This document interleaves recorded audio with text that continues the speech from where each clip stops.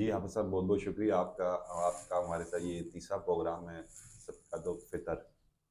اس کے بارے میں آپ ہمیں آگاہی کریں، لوگوں کو آگاہی کریں کہ یہ کس ٹائم ادا کیا جاتا ہے اور رمضان میں کس ٹائم تک دے دینا چاہیے تاکہ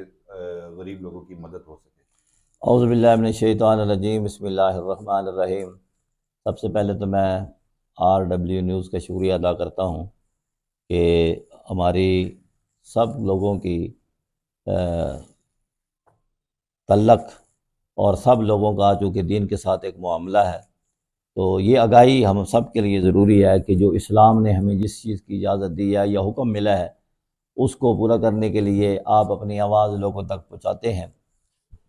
صدقہ فطر واجب ہے، اور حضور نبی کریم صلی اللہ تعالیٰ علیہ وآلہ وسلم سے ثابت ہے کہ جب رمضان المقدس کا مہینہ آتا تو آپ مہینے کے پہلے ہی شروع عشرے میں آپ صحابہ کرام کی ڈیوٹیاں لگاتے کہ جاؤ مدینہ کی گلیوں میں اعلان کر دو کہ صدقہ فطر ادا کرو۔ صدقہ فطر وہ ہمارے اوپر واجب ہے، جس طرح ہم نے زکوٰۃ دینی ہوتی ہے، اور زکوٰۃ کا جو بندہ مستحق ہے اس کو ہی صدقہ فطر دینا چاہیے۔ پھر احادیث مبارکہ کے اندر آتا ہے کہ بعض ایسی چیزیں ہوتی ہیں، مثلا رمضان کے اندر کسی وجہ سے کوئی زبان سے ایسی بات نکل گئی، روزہ تھا، کوتاہی ہو گئی اور کسی کی غیبت کر دی، قرآن کی تلاوت نہیں ہو سکی، نماز تراویح رہ گئی، یا کوئی ایسا عمل جو کہ ہمارے لیے نامناسب تھا وہ ہم سے ہو گیا، تو اس لیے فرمایا گیا کہ یہ جو صدقہ فطر ہے ان باتوں کے لیے کہ جو آپ نے کوتاہی کی ہے یا رمضان کے روزوں کے اندر کمی پیشی ہوئی ہے، تو اس کا ازالہ کرنے کے لیے تمہارے اوپر یہ لازم ہے کہ تم صدقہ فطر ادا کرو۔ صدقہ فطر کے بارے میں 4 چیزوں کا ذکر کیا گیا کہ گندم، جو، کھجور اور کشمش، یہ آپ جو ہے وہ دیں۔ گندم 2 سیر، اور اگر وہ آپ کو دستیاب نہیں ہے تو اس کی قیمت آپ ادا کر سکتے ہیں۔ پھر حضور نبی کریم علیہ الصلوۃ والسلام کا ارشاد گرامی ہے کہ تمہارے یہ روزے آسمان اور زمین کے درمیان معلق رہتے ہیں جب تک تم صدقہ فطر ادا نہ کرو، یعنی یہ لازم ہے کہ ہم نے صدقہ فطر ادا کرنا ہے۔ پھر فرمایا گیا کہ جو بچہ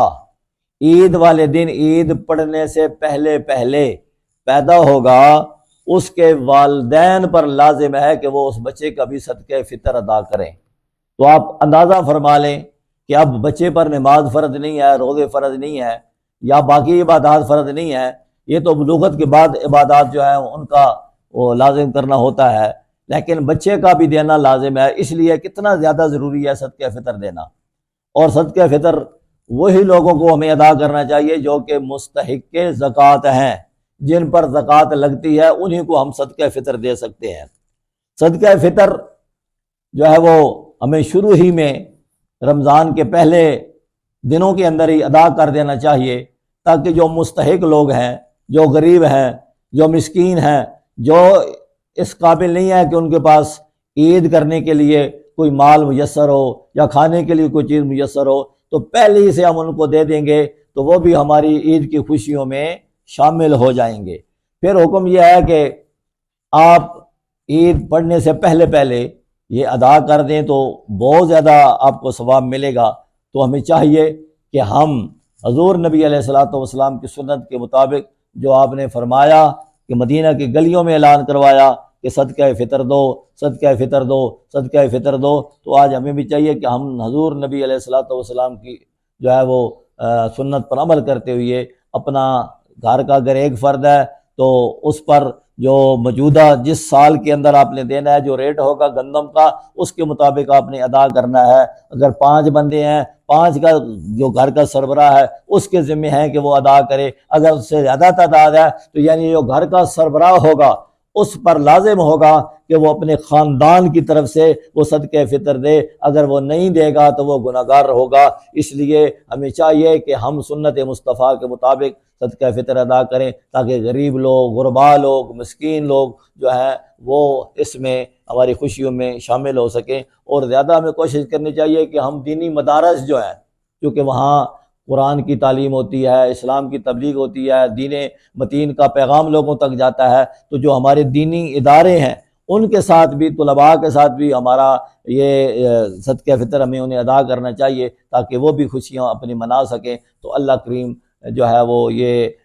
خوبصورت پیغام صدقہ فطر جو نبی علیہ الصلوۃ والسلام کی طرف سے ہے، ہم سب کو اس کو اپنانے کی توفیق عطا فرمائے اور اس پر عمل پیرا ہونے کی توفیق فرمائے۔ اللہ کریم اس مقدس مہینے کی برکات سے ہم سب کو مالا مال فرمائے۔ وآخر دعوانا ان الحمد للہ رب العالمین۔